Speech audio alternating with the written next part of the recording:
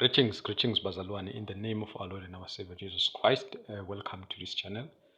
This is Evangelism Suma. Alright, Bazalwane, kunendaba la engifuna ukuthi namhlanje siyidingide. Indaba yamaKristu are boldly public ngendaba yama-political parties abawalandelayo. Is it in line with the word of God ukuthi thina as Christians sibe bold even in attacking the current rulers of our country? Ingabe lonto leyo uthini uNkulunkulu ngayo bazalwane, indaba ukuthi sibe bold kangaka kuze kunama channel la where political commentators who are Christians who are very biased in most cases. You find that a person can say that law is biased to this political party, lawyer to that political party. Now the question is, if as a Christian, a believer, a preacher, ngiyafika sengigo Facebook, ngigo WhatsApp, ngigo Twitter, yabo, ngiposta about a political party that I am following, does it make sense now ukuthi abantu who hate that political party should accept the message of Christ that I'm bringing to them? Does it make sense now? Doesn't make sense at all. So ngamanye amazwi, I've put myself in a position where the message uNkulunkulu anginikeze yona to preach even to those who are in politics, ngoba it seems like thina we divide ukuthi kwipolitiki laba bakwipolitiki they don't need Christ, and they do. Jesus died for everyone, whether we are a politician or we are not a politician. uJesu died for everyone. And then sinama political parties azibiza angeke ngiwabize ngamagama, but those are Christian sort of like religious political parties. Now we are sitting in parliament. How would you fulfill the word of God as a politician uma uNkulunkulu admonish to pray for them? So into engizibuzayo ukuthi isebenza kanjani kahle kahle? We as Christians especially experience ukuzogcina, what is our duty towards the government? Yini ekumele siyenze towards the government? Uhulumeni lo khona njengamanje bazalwane, wonke umuntu ukhala ngaye, there's this and that, abantu bakhala ngecorruption, abanye bakhala ngama-services angadeliver in time, amanye ama-services awadeliver at all, yabo. There is poverty, the economy, instability and all those things as corner in our country currently. So what should be our duty towards this government as Christians, especially who are living in the last days? What about America, bazalwane, what Donald Trump did? Should we do that as Christians here, where we make the government by fire, by force Christian? Is it biblical now which sense kanjalo bazalwane? So now listen to this. Kunawa verse engizowafunda la engifuna nitwalalele bazalwane.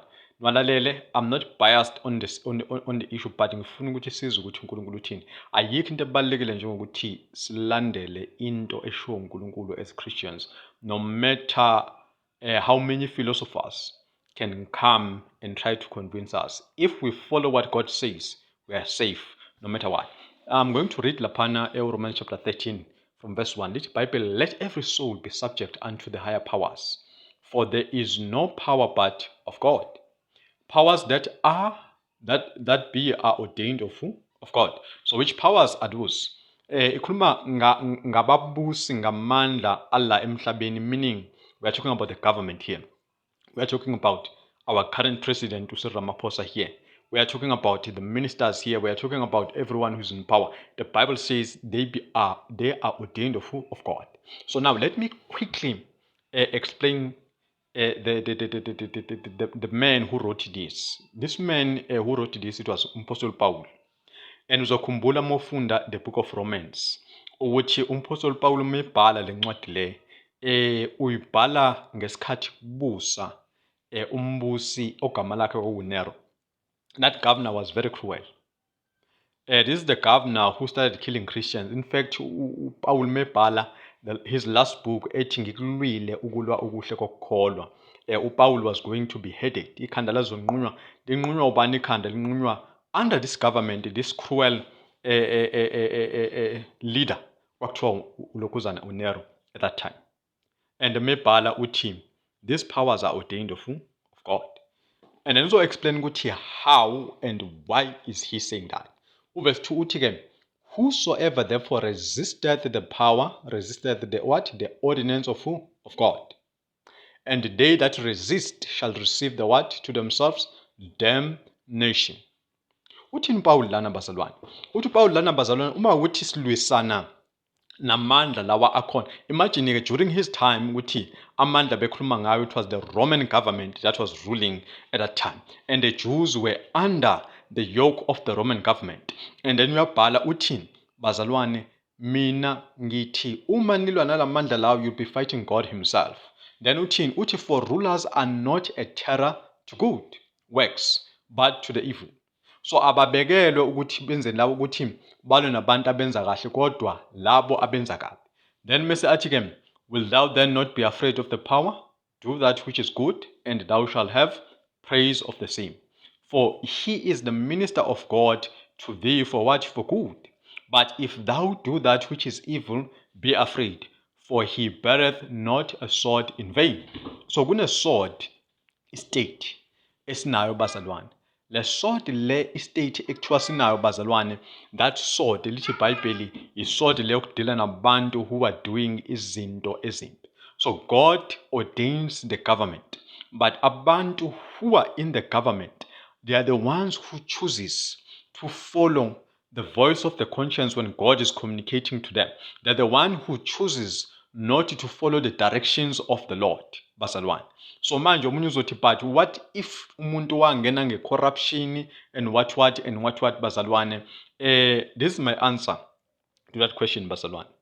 If God permits, if God allowed ukuthi kwenzeke ukuthi lo muntu loyo azafike ku-throne, God is not the author of corruption, but uNkulunkulu allowed ukuthi okay, njengoba enza i-corruption kulungile uzophatha. When ephethe i-duty yakhe ukuthi loyo muntu loyo alandele izimiso zikaJehova, aphathe abantu bakaJehova ngendlela kaJehova, hayi ngendlela yakhe ye-corruption. Hayi ngendlela yakhe ye-corruption. So now bazalwane, now listen to this. Listen to this. So uthi kuPaul lana uthi ke labantu laba uthi for he is the minister of God, a revenger to execute wrath upon him that doeth evil. So ngamanye amazwi istate bazalwane uNkulunkulu usinikeze sona ukuthi istate sikwazi ukuthi sigweme, siliswane nani, siliswane necrime. Inhloso kaNkulunkulu leyo bazalwane. Akuliwe necrime, kwenziwe ilokhuzana ijustice, but izinto esizibona today bazalwane because people they don't follow the Lord. Izinto esizibona namhlanje izinto ezisabisa kakhulu bazalwane nesizwayo, izinto ezinjani lezo ezisabisa ngendlela esimanga bazalwane. So now bazalwane angiye kulokhuzana kuPeter. Ngathi ngaPetru 1 Peter chapter 2. Awulalela uthi uthini umpostoli ulokhuzana uPetru la bazalwane. Uthi verse 14, or unto governors as angiqala 13 uthi submit yourself to every ordinance of men for the Lord's sake, whether it be to the king as supreme, or unto governors as unto them that are sent by him for the punishment of evildoers, and for the praise of them that do well. Nayizo bazalwane, cacile bazalwane lento le. Ayidingi ukuthi izi-explain le bazalwane. This is very clear. Cacile bazalwane, ayidingi ukuthi ngi-explain lento le bazalwane. So ngamanye amazwi kuthiwani la, kuthiwa let us respect those who are in power.